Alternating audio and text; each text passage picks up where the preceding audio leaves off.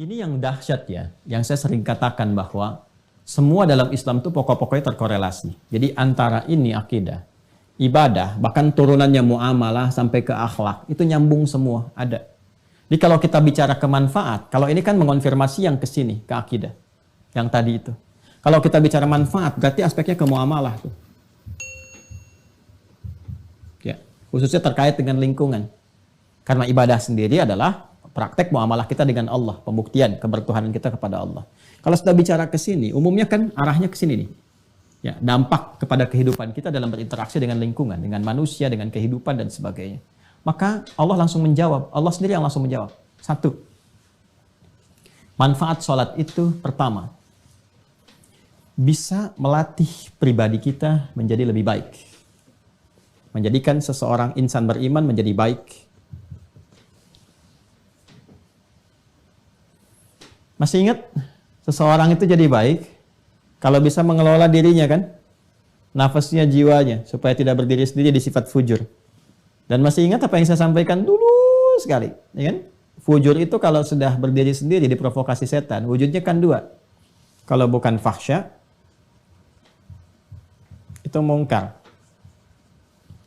Fahsya keburukan yang bersumber dari syahwat, pornografi, porno aksi, LGBT, ya, dan turunan-turunannya, kata-kata jorok, kotor, itu fahsya. Mungkar yang diingkari oleh hati, perbuatan-perbuatan nampak, ya mohon maaf sekali, berdusta, kan, merampok, membunuh, menipu, korupsi, dan sebagainya. Ya ini nyogok, itu mungkar. Makanya saat nyogok kan hatinya mengingkari, saat korupsi hatinya mengingkari, saat tipu-tipu hatinya mengingkari, dan seterusnya. Ini mungkar. Nah, sholat, kalau benar mengerjakannya, itu bisa mencegah ini semua. Dan pencegahan diutamakan. Bukankah Anda sih yang mengatakan mencegah lebih baik daripada mengobati? Jadi kalau kita ingin mencegah diri berbuat ini, dan menjadikan secara langsung menjadi baik, bertransformasi kepada soleh baik, maka ternyata latihan dasar pertama itu sholat. Maka dalil yang muncul Quran surah ke-29 tadi, ayat ke-45. Langsung saja kepada intinya. Innas sholata tanha 'anil fahsya wal munkar. Sungguh, perhatikan cara menerjemahkannya. Sungguh, sholat yang dikerjakan sesuai ketentuan dan aturannya itu. Innas sholah, ingat alif lamnya. Terjemahkan alif lamnya.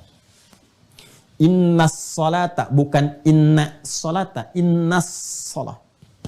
Sungguh, sholat yang dikerjakan dengan benar itu sesuai dengan ketentuan dan aturannya. Tanha 'anil fahsya'i wal munkar. Maka hasil dari itu bisa mencegah pelakunya dari perbuatan keji dan munkar. Jelas ya? Nah, jadi kalau ada orang-orang yang sholat tapi masih nampak pada dirinya perilaku keji, fahsya dan munkar, dicek ini. Boleh jadi sholatnya belum sesuai dengan ketentuan dan aturannya. Nah, yang kedua, sholat menghadirkan ketenangan kepada jiwa. Lebih tenang. Orang sholat itu tenang bawaan jiwanya.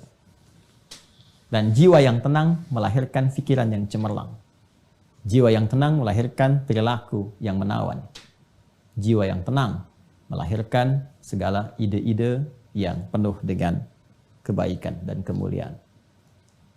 Sedangkan di Quran surah ke-13 ayat ke-28, sumber ketenangan itu zikir. Ala bidzikrillahi tatma'innul qulub. Yakinkan pada jiwamu bahwa dengan berzikir kepada Allah itu hati cenderung menjadi tenang. Zikir itu banyak. Baca Quran, zikir. Karena Qurannya disebut zikir. Quran surah ke-15 ayat 9. Inna nahnu nazzalna dzikra wa inna lahu lahafidun. Karena itu orang-orang yang cenderung rajin baca Quran, cenderung menenangkan. Doa itu zikir. Quran surah ke-7 ayat 205. Wadhkur rabbaka fi nafsika tadarruan wa khifatan wa duna jahri minal qaul. Makanya doa cenderung menenangkan. Kemudian apa lagi? Kalimat thayyibah, astaghfirullah, alhamdulillah, Allahu akbar, subhanallah, itu bagian dari zikir. Ya, fa idza qadaytumus salata fadhkurullah. Kalau tuntas salat, zikir kepada Allah. Quran surah ke-4 ayat 103. Makanya orang-orang yang zikir itu kelihatan tenang. Ya, ahli zikir itu tenang. Enggak ada ahli zikir emosian. Tenang. Ahli zikir itu tenang, auranya, karismanya, macam-macam itu. Zikir.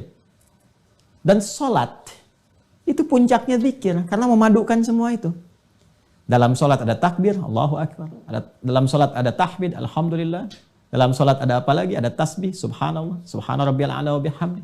Dalam salat ada istighfar, Allahumma gfirli, subhanakallahumma bihamdika, Allahumma gfirli. Dalam salat ada Al-Quran, Al-Fatihah baca Al-Quran. Ya, dalam salat rukuk sujud ada doa dan seterusnya. Gabungan. Makanya orang salat itu harusnya cenderung lebih tenang, dan salat disebut zikir. Balik ke Quran surah 20 Thaha ayat 14. Disebutkan ketika Allah mengaitkan salat dengan iman, faedahnya zikir. Innani anallahu la ilaha illa ana fa'budni wa aqimis salata li dzikri. Ya, tunaikan salat dengan benar sebagai zikir kepadaku. Zikir kepada Allah itu puncaknya dalam salat. Makanya salat itu dahsyat. Jangankan salat saat mau dilakukan, tempat salatnya aja bikin tenang. Ya. 3. Sarana curhat terbaik yang mempercepat pengabulan doa. Ini, percepat terkabulnya doa. Sarana curhat terbaik kepada Allah. Ya, ingin menyampaikan apa? Curhat kita kan kepada Allah dalam bentuk doa. Quran surah ketiga contoh, Ali Imran ayat 38 sampai 39. Ya, tentang kisah Nabi Zakaria yang divonis nggak mungkin, yang mustahil kata manusia punya keturunan. Nabi Zakaria sudah beranjak sepuh, fisiknya sudah letih, rambut memutih. Ya, istri terutama divonis dengan hal-hal teknis secara medis yang katanya tidak mungkin punya keturunan. Apa yang dilakukan? Curhatnya kepada Allah.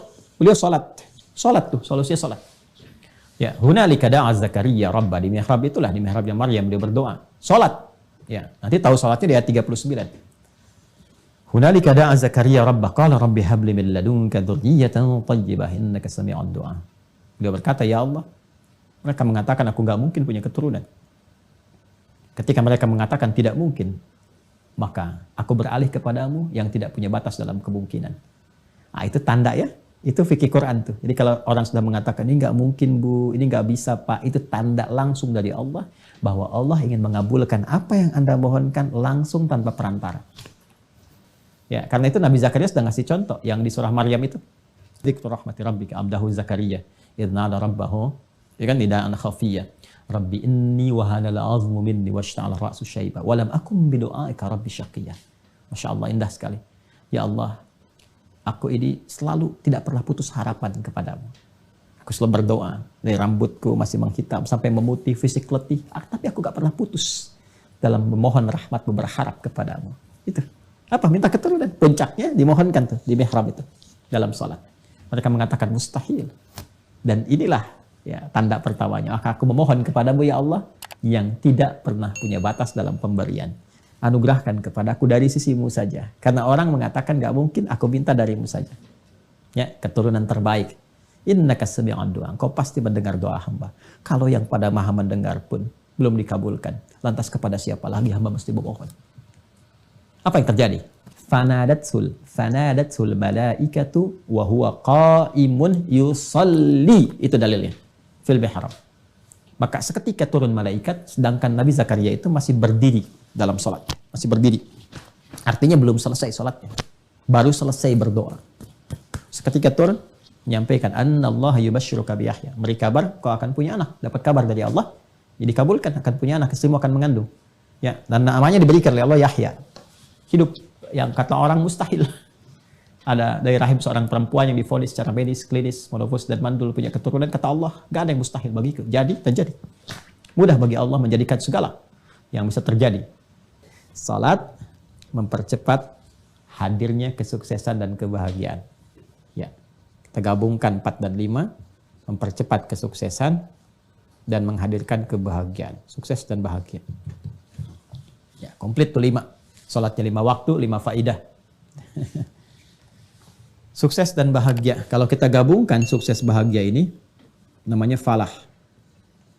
Singkatnya begitu. Falah. Falah itu sukses dan bahagia. Quran surah ke-23 ayat 1 dan 2. Qad aflaha al-mu'minun. Saya lagi ke sini, orang beriman. Ya, Quran surah 23 al-mu'minun ayat 1 dan 2. Qad aflaha al-mu'minun. Orang beriman, kalau benar-benar iman melekat pada dirinya, identitas berimannya bagus, diimplementasikan imannya dengan ibadah yang benar, pasti menggenggam kesuksesan dan kebahagiaan. Apa ciri pertamanya? Alladzina hum fi salatihim khashi'un. Ternyata pengantar pada kebahagiaan, kesuksesan itu salat. Ya. Dan ini yang paling diharapkan oleh manusia. Ya, tingkat tertingginya itu kan ini, iman. Jadi tingkat tertinggi insan beriman itu, pokoknya terserah. Yang penting saya sholat itu karena Allah perintahkan. Itu aja. Karena saya beriman, saya sholat.